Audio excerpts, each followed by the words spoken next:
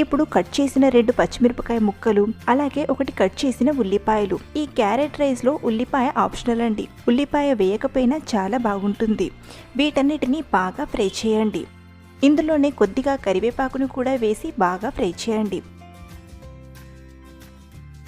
ఇలా ఒక 70% ఫ్రై అయ్యాక ఇందులో తరిగిన 1 కప్పు క్యారెట్ తరుగును వేసి ఒక 3-4 నిమిషాలు బాగా ఫ్రై చేసుకుందాం.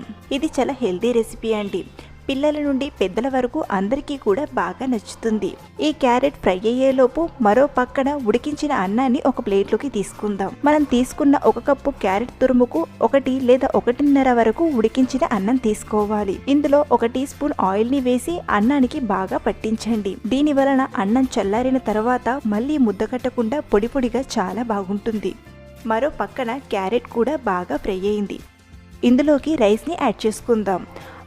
అలాగే టేస్ట్కి సరిపడా ఉప్పు వేసి